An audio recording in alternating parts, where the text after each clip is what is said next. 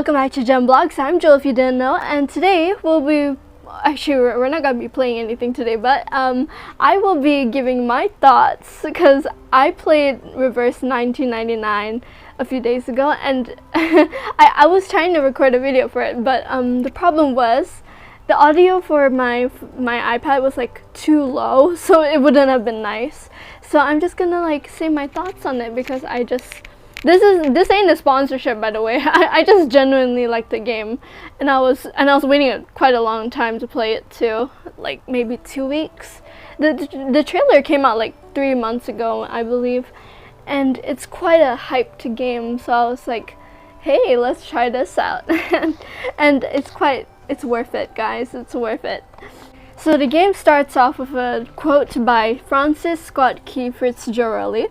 I almost said Fitzgerald because of the singer. And it has like this rainy background that slowly starts raining, and then it just cuts to this lovely cinematic starting scene where it introduces one of our main characters, Regulus. And Regulus is so cool. She's a radio DJ basically. And then I get to see Apple, which I've been so curious about Apple because I thought Apple would be like a Mr. Apple. Let's just call him Mr. Apple.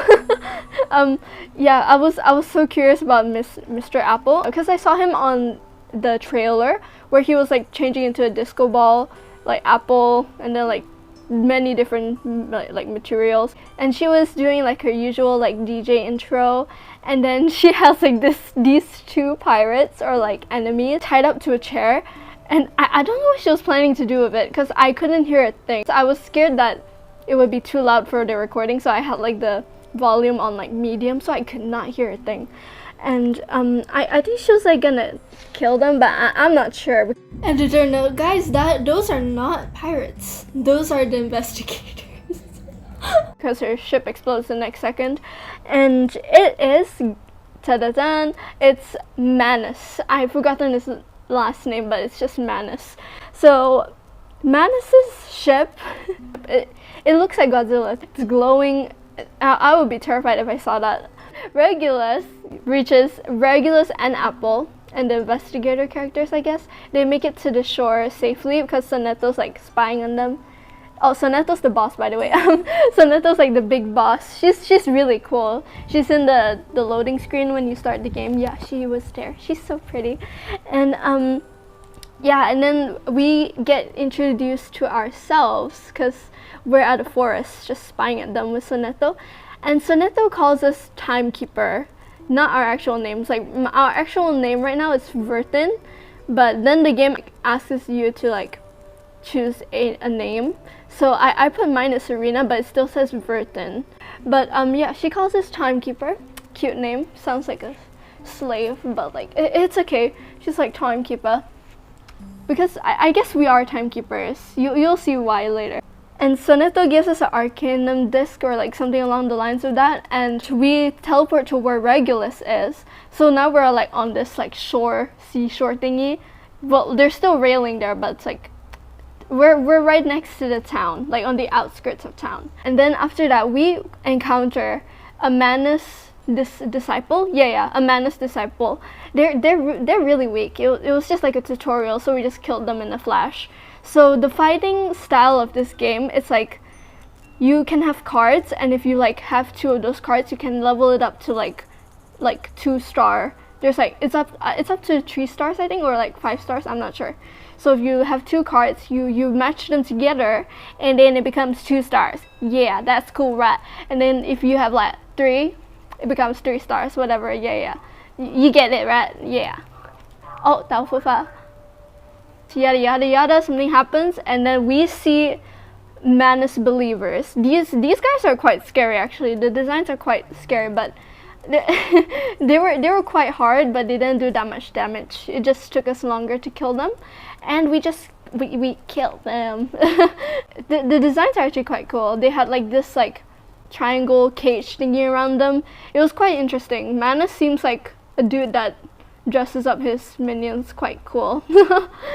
Oh, and also I think Manus is like a Voldemort sort of character because Soneto, I think at one point Soneto says that he dies And like, yeah, so Manus believers, like, they believe that he's still alive. So basically, it's basically like, what do they call those? What do they call the Harry Potter people? Wait. The Harry Potter people? Wait. They're like, I've forgotten what they call it. I'm literally a HP fan. How do I not know this? Wait. I've forgotten. It's like something killers, and I can't remember. Okay, my brain is going like crazy now. So then after that, after we kill those people, those Manus believers and disciples, we get alerted that the storm is coming. And earlier, when we were on the island spying on like Regulus and all of them, we checked on our watch that the storm was coming in like 50 minutes.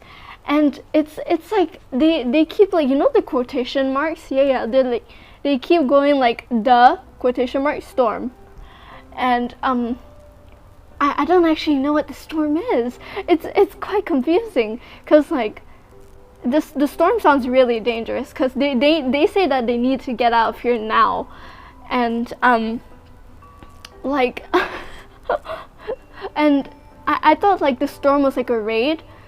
So like, maybe it's like, oh, Manus is coming? I don't know. But they're already attacking.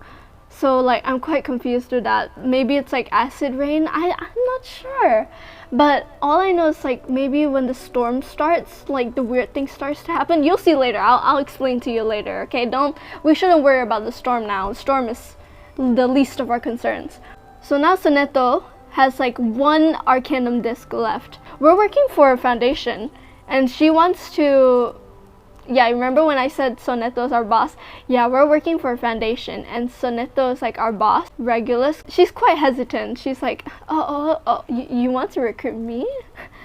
And they look away for one split second, and guess what Regulus does? My girl. When you use the Arcanum disc, like the teleport Arcanum disc, whatever it is, you have to say their location to like teleport. And I guess Regulus, she either misused it, or I think she just genuinely used it to run away. That's why I like her.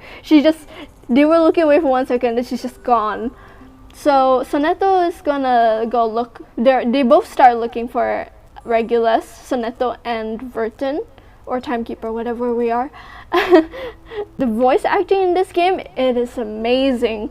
So there's this newspaper boy, and the voice acting is just so accurate. The voice actor is so good, and the character is like so cute too. The design, and it sounds like we're actually in London. The character, the boy itself, it just sounds like so London-y.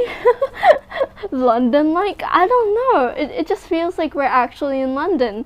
So that they casted the right person right there. That it was amazing. And so they're like looking around, and then they go into this cafe. And this is why I like Regulus. Soneto just sees this cup that's floating, and then it's like someone's taking a sip, but there's actually no one there. And then there's just apple floating there. Guess who that is, guys? You're right, it's Regulus. It's Regulus. Regulus is actually quite smart. She used an invisibility potion, or like a spell, and it's quite cool, you know. And she was just trying to have a good time hiding, you know. She's quite smart. I like her. But then Soneto just pulls her to fight, and guess who loses? I mean, technically Regulus started the fight because, you know, cocky a little bit. But yeah, in the end Soneto wins because she like uses her final power, and it's like shards, and just sinks into Regulus's body. And don't worry, she's not dead. It's just like a final power, but it was quite ruthless. She was like really hurt. And then Vertin, I mean us, we go and help her. I'll just say Vertin. Vertin goes to help Regulus, like check up on her, and she passes Regulus this like bomb thingy. It's not actually a bomb, but it's like, you know. So she passes Regulus this bomb, and she says like, oh, you use this, I'm here to help you, but you have to help me, like something along the lines of that.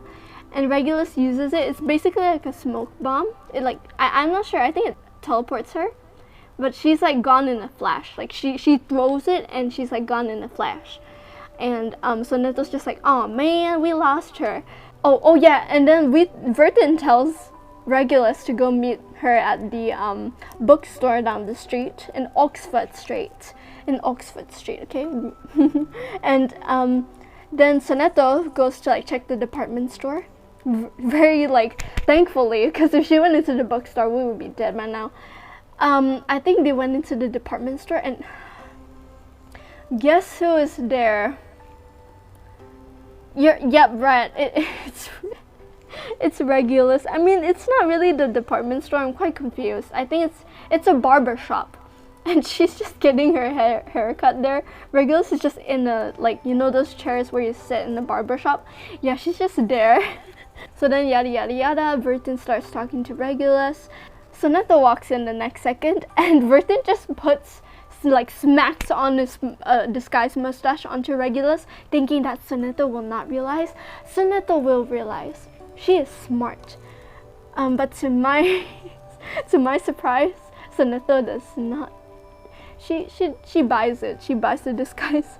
She was just like oblivious, and she was like, hey, have you seen Regulus yet? And noted that Vertin was like, oh no, and noted that Soneto was like upset. She's like, oh, my mission failed. And I was like so sad when I heard her say that. I was like, oh no, poor Soneto. They walk back out to the town square, and something's off. Something's very wrong. Initially I thought the bomb caused it, but there's like now rain's pouring down, and there's like, I don't know, is it slime? It's like, I'm not sure. It's like puddles on the walls, and then like on the ground too. It's quite confusing to look at, but you're looking at the picture now, right? Yeah. And then there's also, you know, Richard Hamilton? Yeah. There's collages of Richard Hamilton. Yeah, you know, the artist. And it's just really bizarre. I mean, it's quite strange. And then Soneto leaves. I've forgotten what she said, but she just leaves. Regulus is like, whoa, what the heck is happening? And then Vertin's like, oh, you see it too? See, I know I picked the right person. You see it too. And I think they've both gone crazy, but I think it's like something truly wrong with the time. So then Vertin time travels them. She's the timekeeper, right? She time travels them. They time travel from 1966 to 1929. But here's the strange thing. Everything is still modern buildings. I mean, like, everything is modern buildings. Like, you know, New York City, the concrete jungle? Yeah, it's basically that. It's still modern, but it's 1929. I don't think New York City had modern buildings like that back then. So I was like genuinely confused. I was like, oh, something's definitely wrong with the timeline, frick. They land in 1929. Regulus is like, she landed on the the suitcase, and they're just genuinely confused. Regulus is like, what the hell just happened? Literally. And I can understand her. If I was Regulus and I got like pulled by someone into another time, like a decade, because Vertin told her, oh, that was just the end of an era, and Regulus is just like, what? I would be scared too. An end of an era? You just pulled me out of an era. That is not cool, sister. I wanted to live in that era. How dare you? So then Regulus is just confused, just sitting on the suitcase, and Vertin brings her into the suitcase. You know, like how, you know Indila? Yeah, you know that French artist? I love her songs. I've forgotten what that song name is. Wait. It's like Parletete. I think so. Yeah, it's something like that. I'll put it up on the screen now. So like, there's like this part where she can come out of like the suitcase. I think it's basically like Harry Potter. Oh yeah, Fantastic Beasts. Yeah, it's basically like that. They go down into the suitcase, and there is Vertin's lair. It's so cool. Vertin's lair is like it's like, I don't know, it's like a oasis, I guess. And there's like this timer at the side that just keeps changing the years. I didn't really pay much attention to it, but you know, you get the idea, right? So yeah, so that's basically, I guess I just played onto that. That was like the beginning. That's all I'll tell you. That's all I'll tell you. I won't ruin anything else. I just wanted to tell y'all the beginning and all the things that I liked. It's such a cool game, and I'm so glad that it had like so much worldwide recognition, because there's like a global launch a few days ago, I think. Yeah, this came out like a week ago, and I didn't get to like post the video out right on time, but I just wanted to like give my thoughts on it. It's so cool, and I just love everything about it. I can't wait to like keep on playing. I still haven't finished the first chapter of the game yet. There's like 4 chapters that are out right now. So like I can't wait for all the other chapters to be out and I can just play them. It's gonna be so fun, guys. Okay, so if you want to see me play the first chapter of Reverse 1999, let me know. Drop a like down below. That will summon me. That'll summon me straight up. Yeah, I hope you guys enjoyed this video. Don't forget to like and subscribe, and I'll see you guys in the next video. Bye!